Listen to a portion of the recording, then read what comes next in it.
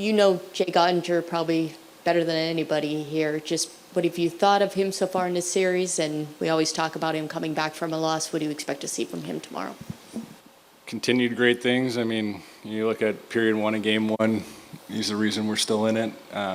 Throughout the entire game, last game, I mean, you can't ask much more of him. We've probably asked too much of him at times, but that's what he's there for, and why he's obviously so talented and got the pedigree that he's built for himself so far. And he'll continue to give us a chance to win, like he's obviously asking of himself. And we got to take advantage of how great he's playing for us. From ESPN, there it is. Give me a little Coach Wedgewood on the Golden Knights. What do they do well defensively to kind of give you guys some problems offensively? I think they do a good job just kind of, taking pucks out of corners. They've won some wall battles against us that have, led to some chances, and I think they've kind of taken advantage of some, misplays on our part on getting the puck deep at times throughout the game. They've got a good rush game, and unfortunately, when they start rolling in our end, they've been able to create some stuff to the net and win some box outs. But I think looking at ourselves, it's some easable fixes, some potential fixes on our part. Managing the puck a little better, ending plays a little bit sooner. You take the puck out of some of their skill guys' hands, and it shuts things down. But that's all in-house fixes. It's they've taken advantage of what we've given them, and you'd obviously take that away. They don't get much. So both teams this time of year are playing exactly the same way. No one wants to make mistakes. It's pucks in, pucks out, and once opportunity arises, you got to make the most of it. And right now they're 2 up on us for that reason. Front right.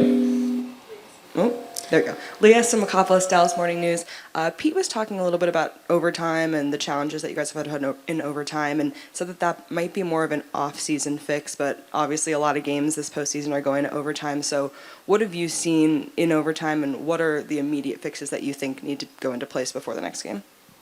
I don't know if there's a technical immediate fix to anything. It's just unfortunately one-shot wins in that time frame, and we've been on the short end of the stick in the playoffs, and obviously, like I said, throughout the year. But I mean, there's just every detail obviously gets heightened. Every potential mistake, change, puck on net. I mean, the goals throughout all playoffs have pretty much been scored inside the hash mark. I think the Toronto series had a couple point shots off face-offs that you saw go in, but it's pucks to the net. It's making sure you got your guy, a little bit more communication, a little more desperation, and it's not like we don't have that. It's just obviously you've been on the other side of it, and then that potential thought process kind of creeps in of what's wrong.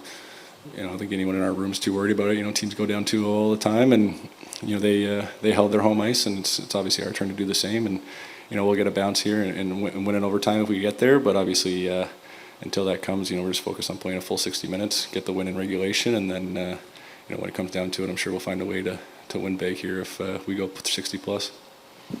Me again.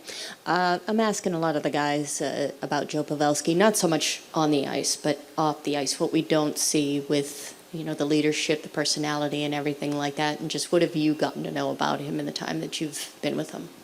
Well, he's got the nickname Captain America on the ice, and he kind of has that personality off the ice. I'm a big fan of that character, but he's just a top-class human being. I think, what he's done with Wyatt, obviously bringing him to his house and seeing Wyatt grow up, and some of the videos and stories he has of just making fun of him and also teaching him and things like that. It's it's one of those guys that growing up, and as I started my career, he's obviously been a top tier athlete and player throughout the league, and him and Joe Thornton there, you're like, oh, those are 2 guys that seem like they'd be cool to hang around with, and you weren't wrong kind of coming into the league. I mean, he's got world-class hockey talent. He's a great golfer. A ton of our team is a big fan of golfers, so you get to talk to him and things like that. And I've hung out with him outside of the rink obviously numerous times throughout the year, dinners and things like that, and it's just one of those guys that you can walk away from your hockey career after and being like, who'd you really like? I'm a big fan of Anton Strawman. My time in Arizona, one of those names that come up.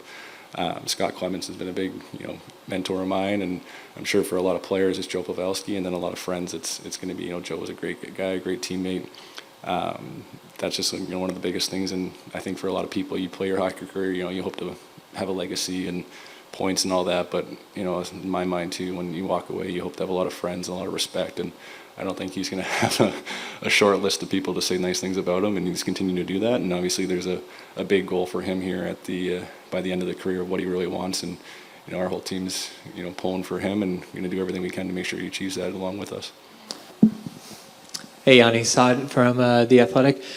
Just how are you feeling, and what has this last few days been like for you as you kind of work back from it? You know, it's getting better every day. So that's a good thing. You know, we're doing a lot of progress here in the few days it's gone by here. So slowly but surely, getting close. Hi, Tracy Myers, NHL.com. Quick follow-up off of that. Do you hope to play tomorrow? You know, I hope to play every night, but you know,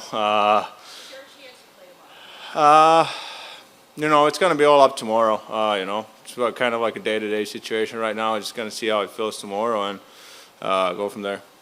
Just with what you've been able to see watching the games, what have you seen on as far as how the Stars have been able to defend the Golden Knights thus far? You know, it's tight games, tight checking games. Not a lot of extra room out there. So I feel like for us, you know, there's probably a few things we can sharpen up a little bit, little details here and there, to make sure that, you know, we get that one goal advantage instead of, you know, being down one. So, but it's how it is this time of year. It's all tight games, close games, as it should be. So those little small things, you know, makes a huge difference. Hey, Greg Wyshynski with ESPN.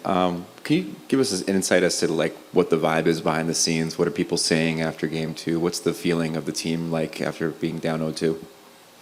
Of course, at the start, you know, right after the game, you know, you're down, you know, tough game, you lose in overtime. It's always hard.